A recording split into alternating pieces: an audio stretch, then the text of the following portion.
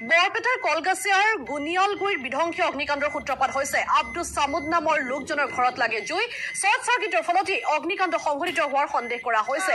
দুটাকৈ বাসগৃহ অগ্নিকাণ্ডত ভস্মীভূত হৈছে। আমি নিশাৰ সেই দৃশ্য দেখুৱাইছো। এক বিধ্বংসী অগ্নিকাণ্ডৰ সূত্ৰপাত হৈছে। দুটাকৈ ঘৰ জ্বলি চাৰখাৰ হৈ গৈছে। নগদ 4 লাখ টকা অলংকাৰ জাহ গৈছে এই বিধ্বংসী জুইত। 10 লাখৰ অধিক টকাৰ সা সামগ্ৰী অগ্নিকাণ্ডত ক্ষতি হোৱাৰ সন্দেহ কৰা হৈছে। অগ্নিনিৰ্বাপক বাহিনীৰ গাড়ীয়ে পৰৱৰ্তী সময়ত নিয়ন্ত্ৰণলৈ আনে জুই। আমি নিশাৰ সেই দৃশ্য দেখুৱাইছো।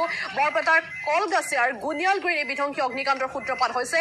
আব্দুছ ছামাদ নামৰ লোকজনৰ ঘৰত লাগে এই জুই আৰু এই জুয়ে সম্প্ৰসাৰিত হয় আৰু দুটাকৈ ঘৰ জ্বলি চাৰখাৰ হৈ পৰে। শ্বৰ্ট চাৰ্কিটৰ ফলতে অগ্নিকাণ্ড সংঘটিত হোৱাৰ সন্দেহ প্ৰকাশ কৰা হৈছে। নগদ 4 লাখ টকাসহ বহু অলংকাৰ জাহ গৈছে এই অগ্নিকাণ্ডত। মানুহে চেষ্টা কৰিছে, মানুহে আহি চেষ্টা কৰিছে। তাৰ পাছত ফায়াৰ ব্ৰিগেড ঘৰৰ বাকী মানুহখিনি ক'ত গৈছে বা এই যে আপোনাৰ এই যে ফাংচন দিছে মানে এইটো কাৰেণ্টৰ পৰা লাগিছে বুলি আমি অনুভৱ কৰিছোঁ, কিন্তু যেনেকৈ লাগুক বহুত ক্ষতি হৈছে। তেওঁৰ ঘৰৰ চব মানে গডৰেজ আছিল, চকেজ আছিল, বক্স ফাৰ্নিচাৰ আছিল, বহুত কিবা কিবি আছিল।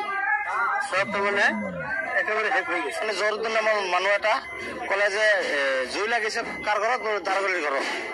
দাউৰি আহি পালোঁ যে মানুহ নাই, মানে চবৰে আগতে আহিলোঁ। তাৰ পাছত অলপ জুই উঠিলে, পুৰা একদম জ্বলি গ'ল। আৰু সিফালে আপোনাৰ এই তামোল গছৰে ফুলবিলাক যে আছিল, পাতবিলাক যে আছিল, মৰাপাত, এইবোৰ চব আমি চাফা কৰিছোঁ। বেৰা চেৰা এইবোৰ চব ভাঙি দিছোঁ। ভাঙি দিয়াৰ পাছত মানে তাৰ 15-20 মিনিট পাছত ফায়াৰ গাড়ী আহিলে।